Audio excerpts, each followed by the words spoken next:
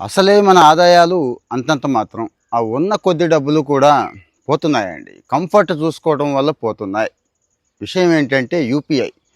NCPI, RBI conduct చేస్తూ ఉంటాయి. UPI చాలా చాలా కంఫర్ట్‌గా ఉంటుంది. I mean PhonePe, Google pay, Paytm ఉన్నాయి చూడండి ఇవి అన్నట్టు.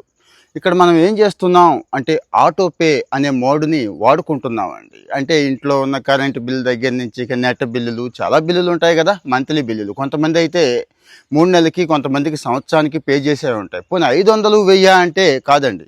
వేలల్లో కూడా మనం పే చేస్తూ ఉంటాము. వాటిని ఆటో పే పెట్టుకుంటున్నారు. ఆటో పే పెట్టుకోవటం వల్ల ఎంత లాభం అయితే ఉందని అనుకుంటున్నామో అంతకంటే ఎక్కువ నష్టమే ఉంది అని చాలామంది ఎక్స్పర్ట్స్ చెప్తున్నారండి. ఎందుకంటారా? మనకి తెలియకుండానే ఆ సర్వీస్ మనం వాడకపోయినా కానీ, ఆపేసినా కానీ ఇక్కడ ఆటోమేటిక్గా పే అనేది వెళ్ళిపోతుంది. వాడి దగ్గర నుంచి డబ్బులు తెచ్చుకోవడం ఎంత కష్టమో మీకు తెలిసిందే కదా! సో ఇక్కడ చూపిస్తున్నాను చూడండి. ఫర్ ఎగ్జాంపుల్ ఫోన్‌పే వాడుతున్నారు మీరు. మీ ప్రొఫైల్‌లోకి వెళ్ళండి. అక్కడ ఆటో పే అని కనిపిస్తూ ఉంటుంది. ఆటో పేని క్లిక్ చేస్తే మీ ఆటో పే ఏమేమి ఉన్నాయి అనేది అక్కడ చూపించేస్తూ ఉంటుందండి. ఆల్రెడీ అది రన్ అవుతుందా, పాజ్‌లో ఉందా అనేది కూడా చూపించేస్తుంది. సో తాత్కాలికంగా వద్దు అనుకుంటే పాజ్ పెట్టండి. కానీ అయినా డేంజరే. ఇది వెళ్ళిపోతున్నాయండి. అయినా పే చేసేస్తున్నారు. పర్మనెంట్‌గా డిలీట్ చేసేయండి అంటున్నారు.